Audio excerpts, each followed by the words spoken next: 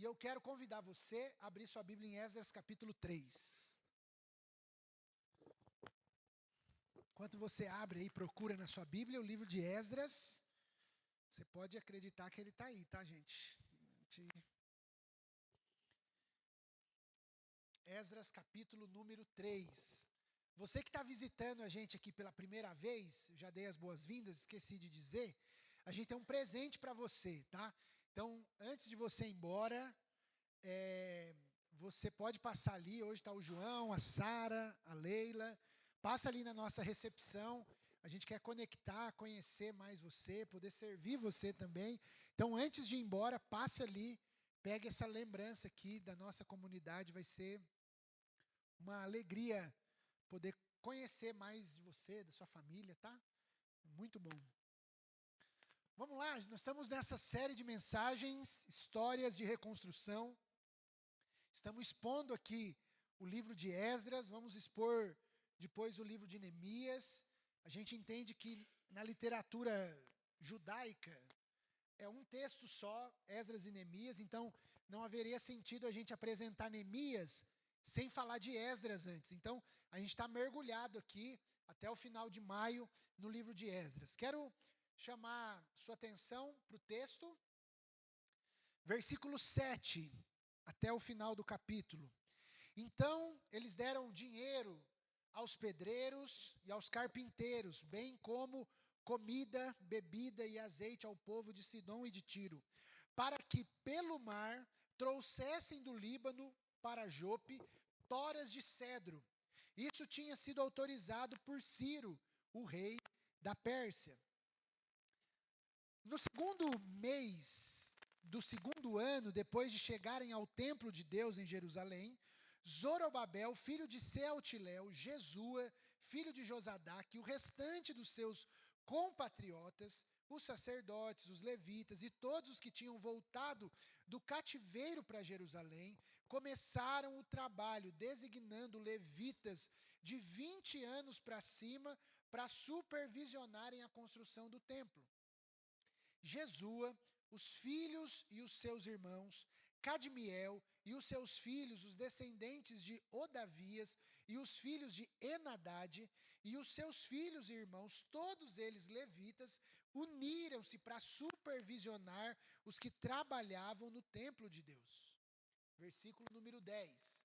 Quando os construtores lançaram os alicerces do templo, os sacerdotes com as suas vestes e as suas trombetas, e os levitas, filhos de Asaf, com símbolos, tomaram os seus lugares para louvar o Senhor, conforme prescrito por Davi, rei de Israel. Com louvor e ações de graças, cantaram responsivamente ao Senhor. Ele é bom e o seu amor por Israel dura para sempre. Todo o povo louvou ao Senhor em alta voz, pois haviam sido lançados alicerces do templo do Senhor. Muitos dos sacerdotes, dos levitas e dos chefes das famílias, que eram mais velhos e tinham visto o antigo templo, eles choraram em alta voz quando viram o lançamento dos alicerces desse templo. Muitos, porém, gritavam de alegria. Não era possível distinguir entre o som dos gritos de alegria e o som do choro, pois o povo fazia tanto barulho que o som era ouvido de longe. Vamos orar mais uma vez?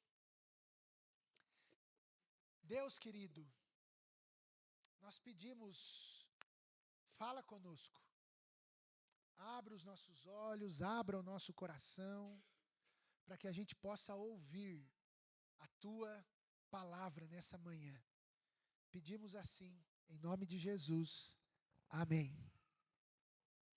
Imagine comigo duas pessoas. Elas vão acordar amanhã cedo, segunda-feira. A primeira pessoa, ela começa o seu dia e a sua segunda-feira reclamando. Ela levanta e diz: meu Deus, eu tenho que ir para mais um dia de trabalho. E na verdade eu tenho que ir para esse lugar por um motivo, porque eu tenho muito boleto para pagar. Então eu tenho que aguentar quem eu tenho que aguentar, porque os boletos me aguardam. Mas uma segunda pessoa levanta e pensa: segunda-feira, graças a Deus, hoje eu tenho a oportunidade de servir pessoas. Hoje eu tenho a oportunidade de construir algo. Hoje eu tenho a oportunidade de fazer bem aquilo que Deus colocou nas minhas mãos. Duas pessoas que vão para o mesmo trabalho, que enfrentam os mesmos desafios, que ganham salários parecidos, mas vivem realidades completamente diferentes quando o assunto é trabalho. De fato, o que a gente percebe, o que muda não é o trabalho, mas é a forma como nós enxergamos, como nós lidamos com o trabalho. E é interessante porque desde Gênesis capítulo número 3, e se você lembra da grande história da Bíblia, que a gente fala bastante aqui na Conviver, muitos de nós passamos a ver o trabalho como um castigo. O trabalho, ele se tornou um peso para nós. Mas o texto que nós lemos hoje em Esdras capítulo 3, vai mostrar para nós algo diferente. Esdras capítulo 3, versículo 7 até o final do capítulo, aqui o início da reconstrução do templo. E esse início da reconstrução do templo, ele se inicia não como um peso. O trabalho de reconstruir o templo não era um peso, não era um castigo imposto sobre eles, mas se inicia como um ato de amor. Eles queriam ver o templo reconstruído. Eles queriam ver novamente aquele lugar que representava a presença de Deus erguido novamente. Se você se recorda, só para lembrar o que nós vimos domingo passado, Esdras é o livro que vai mostrar para nós o povo saindo da Babilônia e voltando para Jerusalém. E quando eles voltam para Jerusalém, a primeira atitude deles é a reconstrução do altar. Então lembra que domingo passado eu falei, o altar era parecido com uma grande churrasqueira. E naquela churrasqueira eles queimavam os seus animais para que os seus pecados fossem perdoados. O altar representava o lugar do culto, o lugar da adoração. E aí eles lançam o altar e agora no versículo 7, eles começam de fato a reconstrução do templo, que havia sido destruído por Nabucodonosor. Então esse texto fala dessa reconstrução. E se você olhar ali o versículo 8, depois que ele fala o nome daquelas pessoas todas que estão envolvidas, o texto diz para nós que eles começaram o trabalho. E é sobre trabalho que eu quero falar hoje. Talvez entre nós aqui você está entre aquelas primeiras pessoas que ao verem o trabalho na segunda-feira, ou como eu disse aqui tempos atrás, um dos meus filhos, ele quando chega no domingo, acaba o almoço e o dia vai acabando, ele tem um pavor e ele sempre diz assim: a segunda-feira não é um bom dia. E talvez você encare a sua segunda-feira como um dia não tão bom. Mas talvez para você o trabalho é algo bom, você tem essa visão. E é sobre isso que eu quero conversar hoje. Como a gente pode encarar o trabalho como um ato de amor. E a primeira coisa que eu quero falar com vocês é pensar no trabalho como um lugar de organização e responsabilidade. O versículo 6, 7 até o 9, aí do 6 ao 9, ele vai falar para a gente que 6 meses, então do versículo 6 para o versículo 7, se passaram 6 meses. E passado esse tempo, eles começam o trabalho. Qual que é o trabalho? É de lançar os fundamentos, de lançar os alicerces do templo, para que o trabalho pudesse acontecer. E o que a gente vê no versículo 7 até o versículo 9? Eles dão dinheiro aos pedreiros, dinheiro aos carpinteiros, eles pagam o pessoal ali com o quê? Com comida, né? Bebida, azeite, comida para o povo de Sidom e de Tiro. Por quê? Porque para que pelo mar as madeiras, o pessoal trouxesse ali do Líbano para Jope as toras de cedro, Para que essa tora de cedro? Para construir o templo. E tudo isso com a autorização de Ciro, rei da Pérsia. Lembre aqui, Israel é conhecido pelo seu potencial agrícola. Então, como Israel tem essa força, as madeiras precisariam vir pelo Líbano. Então, você já deve ter conhecido, ouvido algum restaurante chamado o Cedro do Líbano. É porque essa madeira era muito famosa. E aí eles utilizam, e é muito interessante, quando você faz a comparação da reconstrução desse templo com o templo de Salomão, não o de São Paulo, o original, você vê que tem muita semelhança. Eles usam a mesma madeira, eles usam os mesmos itens. E aí a gente vai ver aqui, esses povos estrangeiros, o povo de Tiro, de Sidom, não são povos de Deus. Não fazem parte do povo de Israel. Mas eles ajudam na mão de obra, na logística, a autorização do próprio Ciro para que toda essa movimentação acontecesse. E além dessa movimentação da madeira e da mão de obra, o que a gente vê aí no versículo 7 a 9? 2 personagens, Zorobabel e Jesua. E eles dão início à reconstrução do templo. E a primeira atitude deles é o quê? Designar quem tem mais de 20 anos para supervisionar as obras. Então, o primeiro movimento que a gente vê nessa história é que o trabalho como um lugar, o trabalho é o lugar de se lidar com responsabilidade e com organização, para que tudo comece bem.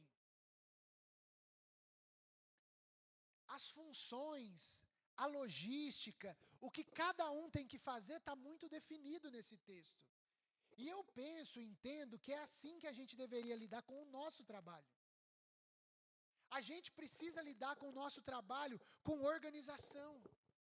Quando você lê notícia, quando você vê livros sobre trabalho, a gente vai perceber que muitos motivos das empresas não terem continuidade, delas passarem por diversas crises, passa por esse movimento da não organização, da não responsabilidade.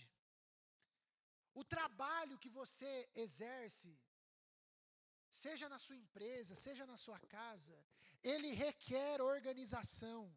Não tem como a gente desenvolver o nosso trabalho se a gente não se organizar. Se a gente não assumir responsabilidade, porque organização e responsabilidade andam juntos. E a gente vive num tempo, você há de concordar comigo, que nós queremos muito, a gente falou isso ontem aqui no Bem-vindo, a gente quer muito privilégio, mas a gente não quer assumir responsabilidade. Veja, o texto aponta para nós que cada um aqui era responsável por algo. Tem o pedreiro, tem o carpinteiro, tem o pessoal que precisou fazer a logística da madeira, tem levita de 20 anos que tinha que supervisionar a obra. Então você percebe que cada um tem a sua responsabilidade. Cada um precisa se organizar para fazer o trabalho acontecer. Mas qual que é o problema da nossa cultura? A ilusão das redes sociais que mostram e que ensinam para muitas pessoas que existe dinheiro fácil. Uma vez eu atendi uma pessoa, um jovem, e ele olhou para mim e disse assim, Davi, ele devia ter perto dos seus 20 anos, eu acredito. Ele olhou para mim e disse, Davi, estou cansado de trabalhar. Não quero mais ser funcionário, eu nasci para ser patrão. Eu falei, o quê? Como assim? Não, Davi, eu preciso abrir meu negócio. Eu preciso... Aí eu falei, mas você mora com quem ainda? Ah, não, Davi, eu dependo do meu pai e da minha mãe, mas eu vou conseguir. Esse anseio, essa sede por ter, por possuir, mas não assumir responsabilidade. E trabalhar é ser organizado e assumir responsabilidade. Porque a gente não depende só da gente no nosso trabalho. O nosso trabalho depende também de outras pessoas. E a gente precisa saber que nesse ambiente de trabalho, nós dependemos uns dos outros. Por mais que você seja dono da sua empresa, por mais que você seja o seu próprio patrão, você tem clientes, você tem colaboradores, você tem companheiros com quem você precisa dividir a sua sala, o seu ambiente. Ninguém faz nada sozinho. Nem o povo de Deus aqui. O povo de Deus precisou de outras nações para que a madeira pudesse ser trazida para a reconstrução do templo. O povo precisou da autorização do Ciro. Ou seja, o nosso trabalho requer responsabilidade e organização, porque não depende só da gente. O nosso trabalho influencia a vida de outras pessoas. O nosso trabalho afeta, seja a vida da nossa família, seja a vida dos nossos colaboradores, seja a vida dos nossos... O nosso trabalho afeta. Se você lida com o seu trabalho de qualquer maneira, vai dar ruim. Por isso, meu irmão, minha irmã, todo trabalho importa. Todo trabalho é importante. E por ser importante, a gente precisa se organizar e ser responsável. A nossa organização e a nossa responsabilidade, elas podem sim nos trazer prosperidade, no sentido de que o fruto do nosso trabalho vai fazer com que eu tenha dinheiro para eu pagar meu boleto, porque é fato, boletos existem. É verdade que às vezes a gente faz alguns que a gente não precisava fazer, mas eles estão aí.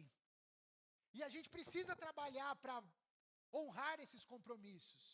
Mas a gente precisa entender que o nosso trabalho, mais do que pensar em nós e nos nossos boletos, a gente precisa trabalhar com a consciência de que o nosso trabalho, ele vai requerer organização e responsabilidade, porque de alguma forma nós estamos glorificando a Deus com o nosso trabalho.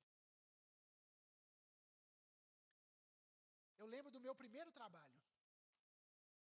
O meu primeiro trabalho aconteceu quando eu devia ter meus 8 para 9 anos. A gente morava lá em Assis, e aí tinha um homem que foi candidato a vereador lá na igreja, o seu Oswaldo. E o seu Oswaldo era um senhor muito gente boa, e eu sempre acabei gostando de política, assim. E aí eu fui para a esposa dele e falei assim, eu queria ajudar o seu Oswaldo. O que eu posso fazer? Aí a dona Eunice virou para mim e falou assim, Davi, eu vou contratar você para entregar o papelzinho do Oswaldo de casa em casa. Aí eu falei, tô dentro. Pedi para o meu pai e para minha mãe, falei, vou. Aí ela perguntou se eu podia chamar alguns amigos. E aí eu chamei alguns amigos. Aí os meus amigos, no primeiro dia de trabalho, a gente pegou o papelzinho do seu Oswaldo, e aí a gente falou, ó, a gente vai fazer essa rua, essa rua, essa rua. Tinha que ir para a escola, então a gente ia fazer 2 horas por dia. E aí os meus amigos pegaram um papel e falaram assim, Davi, vamos jogar tudo no lixo, a gente pega o dinheiro, ela nem vai saber. Aí eu falei, eu vou entregar papel por papel, casa por casa, casa por casa. A dona Eunice, depois eu descobri que ela ia atrás da gente para ver onde a gente estava indo. E aí, quando eu soube disso, eu falei, pensou se eu tivesse ido, aceitado a proposta de vocês? Esse senso de responsabilidade, daquilo que você foi comprometido e prometeu fazer, você vai lá e cumpre. Você se organiza e faz aquilo que você precisa fazer. Não negligencie o seu trabalho, pelo amor de Deus. Não encare ele de qualquer maneira. Considere o fato de que, sim, é muito possível, se você se organizar, se você agir com responsabilidade no seu trabalho, há uma possibilidade de você crescer, sim. Talvez você está... Esse talvez não é o único motivo, tá, gente? Mas eu estou pensando a partir desse texto. Pode ser, sim, que na sua vida hoje, a sua estagnação parta desse ponto. Você é extremamente irresponsável com o seu trabalho. Você não é alguém organizado com o seu trabalho. E aí você culpa Deus, o diabo, Satanás, as Falciane lá do seu trabalho, mas você não assume a sua parte. O trabalho é esse lugar que Deus nos dá a possibilidade de nós agirmos com organização e com responsabilidade. Mas um segundo ponto que esse texto mostra para nós é que o trabalho como esse lugar de adoração a Deus. Olha aí o versículo 10 e o versículo número 11. O pessoal começou a obra, a madeira veio, e o versículo 10 diz que os construtores lançaram os alicerces do templo do Senhor. Aí reuniu o sacerdote, os levitas, com os instrumentos, conforme o Davi tinha prescrito. E o versículo 11, com louvor e ações de graças cantaram responsivamente. Ele é bom, o seu amor por Israel dura para sempre. Todo o povo louvou ao Senhor em alta voz, pois haviam sido lançados alicerces do templo do Senhor. Quando eles montaram ali o alicerce, eles viram ali o fruto do trabalho deles se tornou visível, eles explodem em louvor e adoração. O Senhor é bom, o seu amor leal dura para sempre. Veja, o trabalho, quando realizado, ele redunda em glória a Deus. A consequência de você assumir a sua responsabilidade, de você ser organizado, do seu empenho, de cada um assumir a sua parte, é que Deus é glorificado quando você trabalha. Veja, na cabeça do povo, eles estavam vendo aquilo que havia sido prometido. As promessas estavam ali na mente deles. A promessa estava ali, de fato, Deus está cumprindo aquilo que Ele prometeu. E eles começam a louvar a Deus e dizer, o Senhor é bom, o seu amor leal dura para sempre. O nosso trabalho, quando bem feito, ele deve ter como finalidade a glória de Deus. A gente não trabalha apenas para pagar nosso boleto. A gente não trabalha apenas para tirar as nossas tão merecidas férias do ano. Seja ela no Caribe ou seja em Praia Grande, não importa. A gente não trabalha só para tirar férias. A gente não trabalha para adquirir novos carros e novos imóveis. O nosso trabalho, ele tem como finalidade colocar ordem no caos. O nosso trabalho coloca as coisas em ordem. Por isso, não tem nada melhor do que terminar o nosso dia, seja ele bom ou não tão bom assim, mas reconhecer que Deus é bom e o seu amor dura para sempre. O fato da gente ter vida, de ter trabalho, de poder de alguma forma usufruir do fruto do nosso trabalho, já deveria ser motivo para a gente viver uma vida de alegria e de reconhecimento do amor e da bondade de Deus. Por isso a gente precisa ter essa consciência que o nosso trabalho é lugar de adoração a Deus. Diz a história que teriam perguntado para o Lutero, uma pessoa passando por ele pergunta, Lutero, como que eu posso servir a Deus melhor? E aquele homem era um sapateiro. E ele vira para o sapateiro e pergunta, o que você faz? Eu faço sapato. Como que eu posso servir a Deus melhor fazendo sapato? Essa imagem que servir a Deus é você ser um missionário, é você se dedicar à obra. A história diz que Lutero teria dito para aquele homem, faça um bom sapato e venda a um preço justo. Faça um bom sapato e venda a um preço justo. Tudo o que nós fazemos como quem faz para Deus. Então, se você cozinha como se cozinhasse para o Senhor. Se você tem a responsabilidade de cuidar dos seus filhos, e esse é o seu trabalho, cuide como quem está cuidando do próprio Senhor. Se você ensine como se estivesse ensinando para a glória de Deus. Faça o que você faça como fazendo para o próprio Deus. Trabalhe bem, trabalhe e dê glória a Deus, porque o seu trabalho está colocando ordem no caos, ordem no mundo. dos trabalhos mais simples, e talvez a gente tenha uma ideia de romantizar as profissões grandes.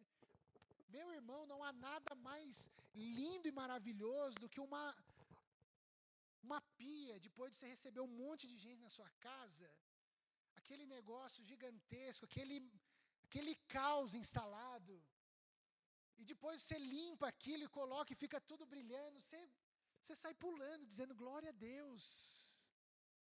Você pode estar colocando ordem no caos da sua cozinha, mas glorifique a Deus por isso.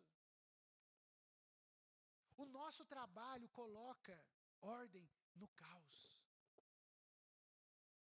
O nosso trabalho é essa expressão da glória de Deus. Mas aqui eu preciso chamar sua atenção para um ponto. Porque normalmente é muito interessante, a gente recebe gente de muitos lugares do Brasil aqui em Jundiaí. E dias atrás eu estava conversando com um casal que veio de fora e eles estavam extremamente assustados com a nossa cultura, que eu acho que veio também um pouco de São Paulo. O irmão olhou para mim e falou assim: Davi, a gente está gostando muito daqui, mas aqui o povo não para. É trabalho, é trabalho, é trabalho, é trabalho, não tem um tempo. O povo está sempre ocupado, é trabalho, trabalho, trabalho. E o fato é, sim, a gente trabalha para a glória de Deus, mas a gente precisa aprender a descansar. A gente precisa parar. E o descanso, o Shabat, está aí para isso. O próprio Deus criou tudo e depois descansou. O nosso trabalho pode glorificar muito a Deus, mas o nosso descanso também glorifica a Deus. Então eu quero dar uma palavra para você que tem trabalhado demais aqui.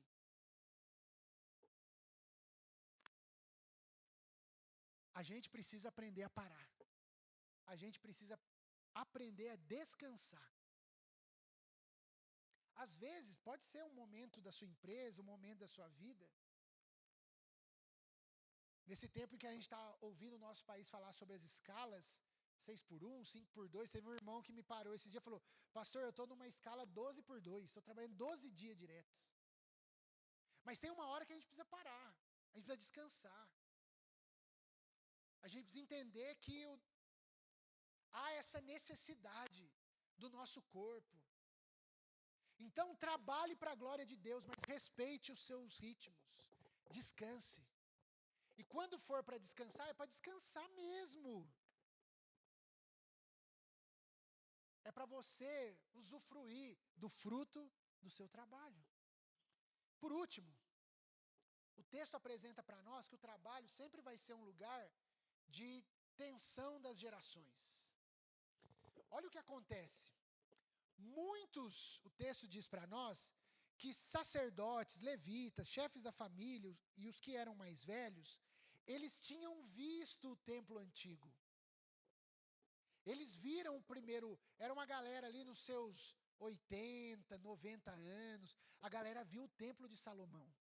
Mas na hora que eles viram o templo da galera mais nova, e que eles estavam ajudando também, mas quando eles viram o alicerce do templo mais novo, sabe o que bateu na galera mais velha? A nostalgia. E eles começaram a chorar. E eles não estavam chorando de alegria. Eles estavam chorando de tristeza, porque na cabeça deles, o templo não vai ser igual ao templo de Salomão. Não vai ser igual ao primeiro templo. Não vai ter o tamanho, não vai ter a magnitude, não vai ter a majestade do primeiro templo. O primeiro templo era melhor, hein, gente? Você já ouviu essa história em algum lugar? Mas nos tempos passados era tão mais gostoso. Mas ao mesmo tempo, a turma mais nova, que nunca tinha visto o templo, o que aconteceu? Eles ficaram loucos. E o texto diz que eles começaram a gritar e fazer muito barulho. E o grito e o barulho era tão grande, porque não era possível distinguir o grito dos mais novos de alegria com o choro dos mais velhos. Porque era tanto barulho que o som era ouvido de longe. O que isso mostra, pode dizer para nós?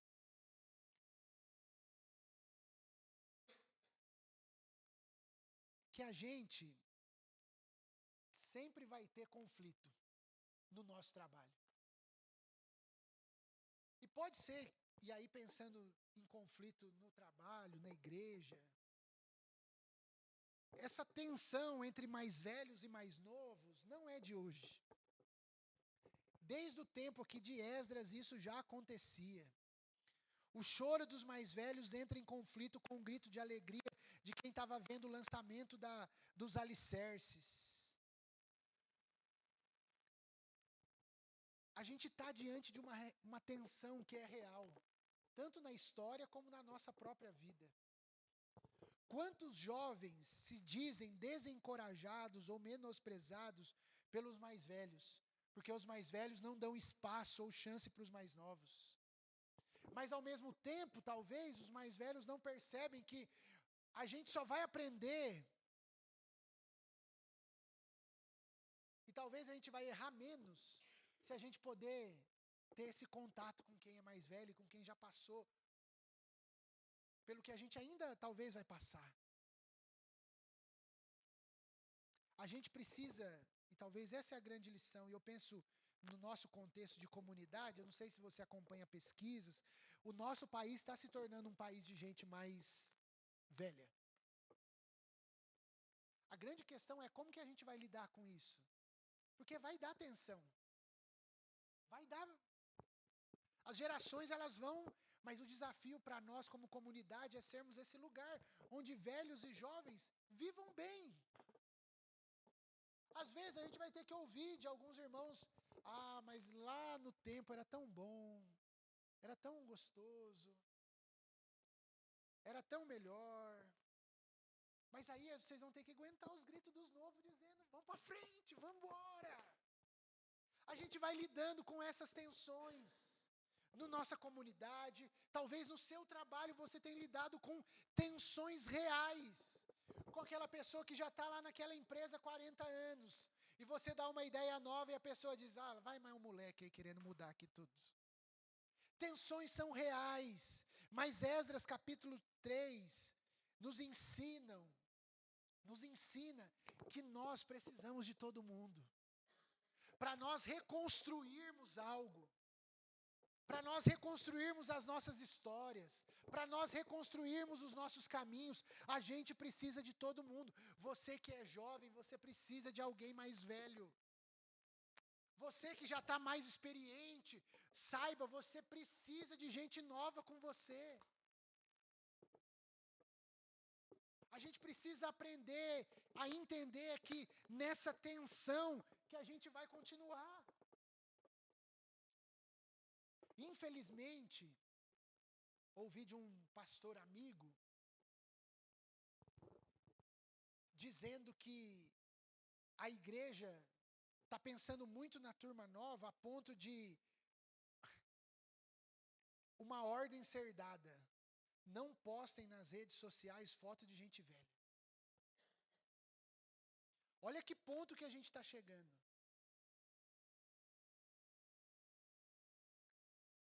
A gente precisa entender que nós precisamos de todo mundo. Quem tem mais experiência é muito bem-vindo aqui. Você que está começando, você que está começando a sua jornada, você é muito bem-vindo aqui. Porque a gente entende que é nessa integração e também na tensão que a gente vai continuar e que a gente vai para frente. Nós precisamos uns dos outros, e é isso que Esdras, capítulo 3, diz. A questão aqui não é se o jovem estava certo por estar gritando, ou se o velho estava errado por estar chorando. Não, mas é entender que trabalhar junto vai ter tensão entre as gerações. E o nosso papel não é desprezar. O nosso papel não é dizer, vocês já serviram, agora não servem mais. Não! Mas é a gente dar a mão um para o outro e dizer, o que a gente pode aprender? O que vocês podem aprender com a gente? E a gente continua. A gente precisa... Eu gosto muito do meu pequeno grupo. O meu pequeno grupo é sensacional. Mas, às vezes, para eu dar um up assim, quando eu estou meio assim, eu preciso ir no grupo das turmas mais experientes da igreja. Vocês não sabem Gente, no nosso grupo lá, né, que tem... Quando vai dando 9h30, 10 horas, a gente já está meio assim... indo embora, assim, porque o outro dia, acordar cedo, criança, a gente já está mais ou menos. Esses dias participei de um grupo aí, de um pessoal mais experiente. Aí vou lá, cheguei com meu filho, cheguei para a hora da janta, né, gente? Lógico. Aí cheguei lá, os irmãos estavam jantando, tudo, me dividiram a comida, uma delícia. Aí tiramos uma foto, mandamos no grupo, tudo. Aí durmo, acordo outro dia, aí uma mensagem no grupo lá, que era mais de meia-noite. Ó, estamos saindo agora. Eu falei, o quê? Meia-noite? Aí a irmã depois me explicou que o grupo lá é conversa, é amizade, e aí não tem horário para acabar, e vai partilhando a vida. E aquilo vai enchendo o coração deles, e aí o meu coração de pastor ficou feliz pra caramba, que as coisas estão andando. A gente precisa entender que a gente precisa desse contato. Vai ter tensão? Vai. Mas a gente não é chamado a desprezar. Mas a gente é chamado a dar a mão e ser encorajado uns pelos outros. Para terminar, e aqui eu quero para a gente refletir e praticar. O seu trabalho é ato de amor ou é um fardo pesado? Eu queria que você lembrasse, saísse daqui hoje com essa consciência de que o trabalho, meus irmãos, é um propósito que Deus colocou na nossa vida antes do pecado. E que é muito mais amplo daquilo que a gente pode receber com o dinheiro. Nosso trabalho fala muito mais do que o nosso salário. Trabalhar, meu irmão, minha irmã, diz respeito a viver a realidade que eu e você, nós fomos criados à imagem de Deus, à semelhança de Deus. Por isso, qualquer atividade que a gente faça, ela contribui para a manutenção da ordem no mundo. E para a preservação da plenitude da vida no universo. Por isso tem um autor que vai dizer que o trabalho é produzir o shalom. E o que é essa ideia de shalom na Bíblia? É paz, é segurança, é florescimento, é plenitude de vida. O shalom na Bíblia é essa realidade de que as coisas estão no seu devido lugar. Então entenda que você trabalhando onde Deus colocou você, você está sendo chamado a produzir esse shalom, a colocar as coisas no seu devido lugar. Por isso, meu amigo Pedro Leone diz, e eu concordo com ele, que a essência do trabalho não é prosperar, mas a essência do trabalho é servir. Eu não estou dizendo que você não deva receber e que você não possa... Não! Nosso trabalho vai dar a remuneração que a gente precisa. Mas entenda que a essência do seu trabalho não é para você ganhar mais dinheiro, mas a essência do seu trabalho está em você ter a consciência do serviço. Você é chamado a servir, como se estivesse servindo o próprio Deus com aquilo que você tem nas suas mãos. E aí a gente começa a lidar de forma melhor com o nosso trabalho, não entendendo o trabalho apenas como um fardo, como um peso, mas como um ato de amor ao próprio Deus. Como você tem encarado as suas segundas-feiras? Como você tem enfrentado os seus desafios profissionais? Apenas como um peso que você tem que enfrentar e tem muito boleto para você pagar? Ou você entende que o seu trabalho é uma expressão do seu serviço ao próprio Deus?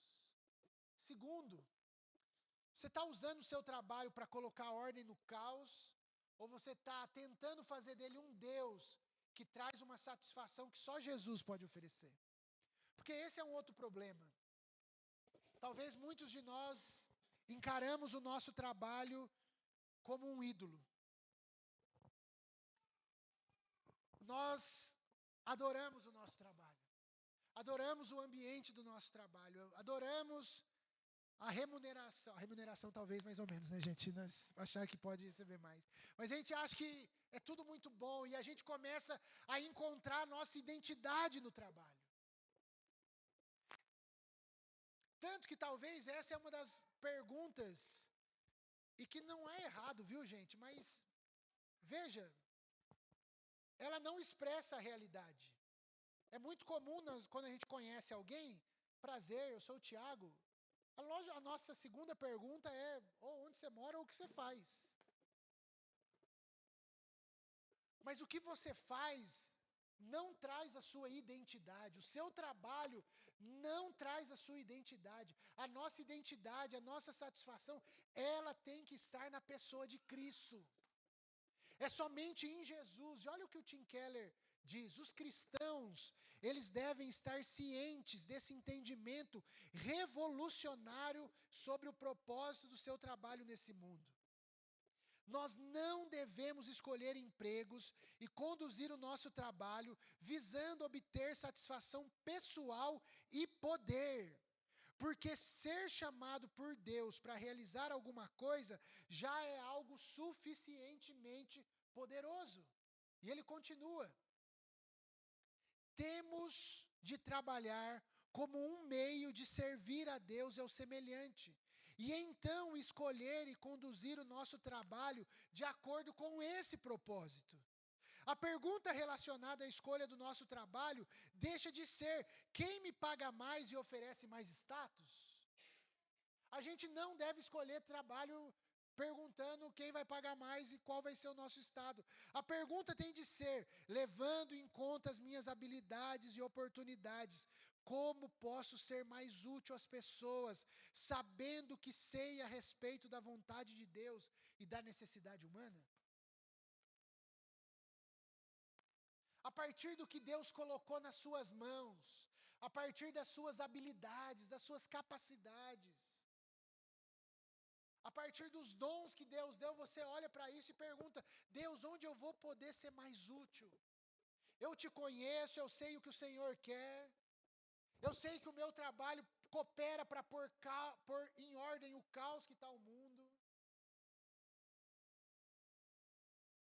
O que eu vou fazer com essas minhas habilidades? Onde eu vou ser colocado? Veja, meus irmãos, coloque, vamos começar a enxergar o nosso trabalho como esse lugar de serviço, esse lugar onde a gente coopera para o bem do mundo. E aqui, quanta riqueza nós temos na nossa comunidade. Quanta riqueza de vocações, de profissões que ajudam as pessoas a terem mais saúde, a cuidar do próprio corpo, a servir com os dons e talentos. Quanta riqueza Deus nos deu. Gente que é boa com música, gente que é boa com arte, gente que é boa com comida. Quanta riqueza, e a gente precisa entender que é a partir desse lugar que nós exercemos o nosso trabalho, a nossa vocação. Não apenas pelo dinheiro, mas entendendo o propósito de Deus para nós. É assim que a gente deve enxergar o nosso trabalho. E eu termino. Ao olhar para Esdras 3, a gente vai perceber que o trabalho não é apenas sobre reconstruir as coisas, reconstruir o templo, mas tem a ver com reconstruir as pessoas, com esse alinhamento do coração, com esse entendimento que o trabalho vai trazer glória a Deus. E se a gente for fazer aqui um autoexame das nossas vidas profissionais, a gente vai entender que às vezes a gente bagunça tudo. A gente se desorganiza, a gente foge da responsabilidade, ou então muitos de nós vivem um ideal e faz do trabalho um ídolo, buscando nele a identidade, o valor, a satisfação. E quando tudo isso acontece, meu irmão, minha irmã, o trabalho deixa de ser um ato de amor e aí sim pode virar um peso. E é por isso que a gente precisa de Jesus. Porque Jesus é o único que trabalhou com perfeição. Ele trabalhou perfeitamente. Jesus diz que o Pai trabalha e eu trabalho até hoje. Jesus foi alguém que trabalhou. E ele trabalhou servindo as pessoas. Ele trabalhou glorificando seu Pai em tudo, mas mesmo assim ele foi para a cruz. Não porque ele falhou no seu trabalho, Assim como a gente falha muitas vezes no nosso. Mas a gente pode, olhando para Jesus, encontrar o nosso valor, a nossa identidade, a nossa satisfação.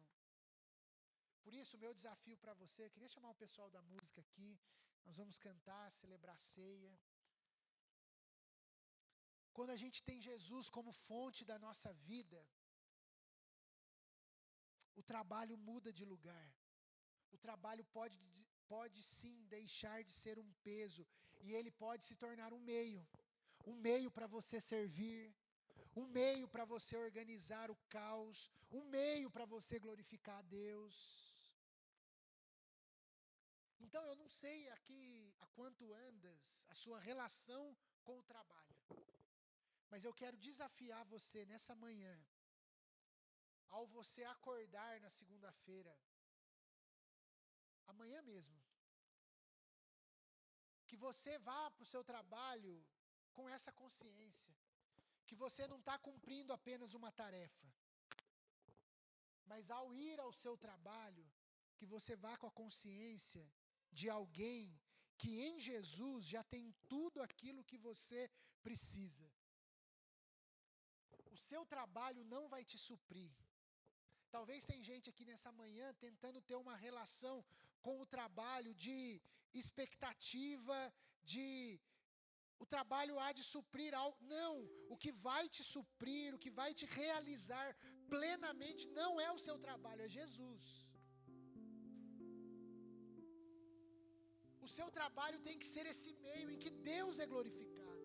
Eu não estou dizendo que você não tem que buscar melhores oportunidades. Eu não estou dizendo que se o seu trabalho lá está difícil, por diversas questões e razões, que você tem que continuar lá, porque não estou dizendo. O que eu estou querendo mostrar para você hoje é que o seu trabalho precisa ser essa expressão da glória de Deus. Que você chegue no seu ambiente não como alguém que está indo com falta. Não, você chega lá completo, porque você já tem Jesus. Você não vai lá para ser preenchido, você já é preenchido. E aí, porque você já é cheio, você chega no seu trabalho e transborda. Você entrega o que você tem. Você entrega o seu dom, a sua habilidade, o seu amor, o seu carinho, o seu afeto, você vai lá e entrega, porque você já tem. A gente só vai entregar o que a gente tem.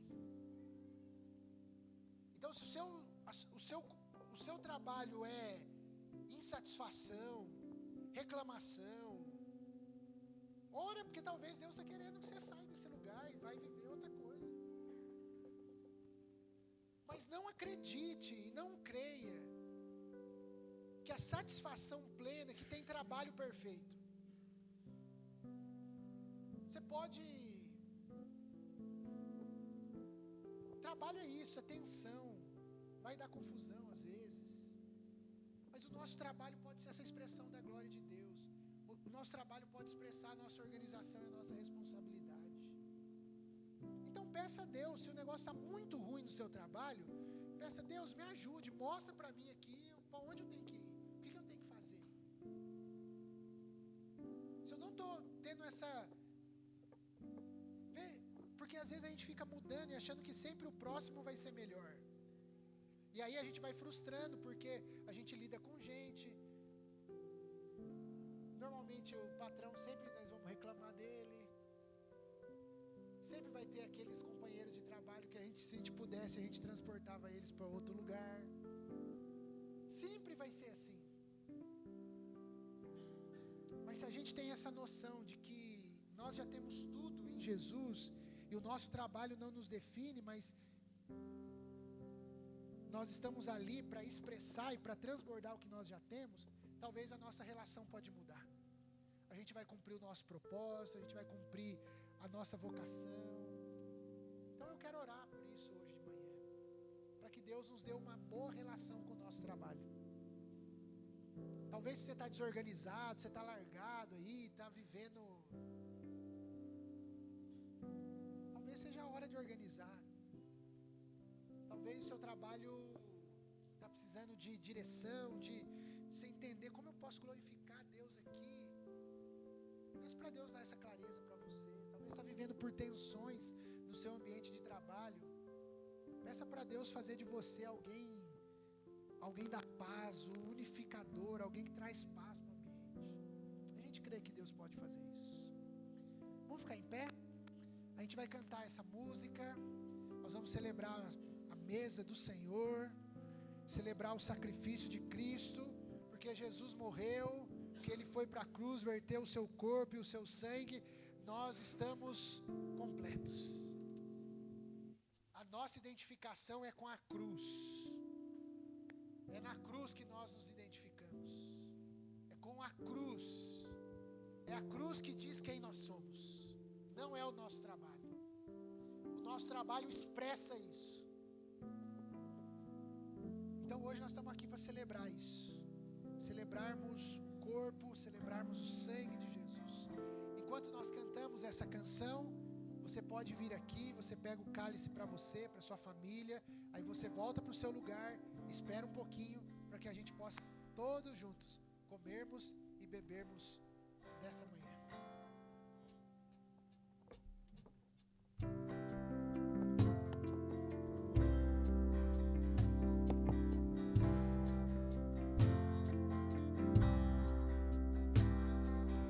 Salvador maravilhoso,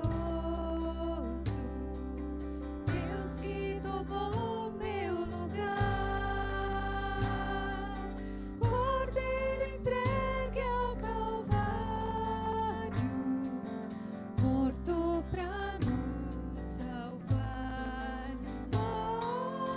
morto pra nos salvar.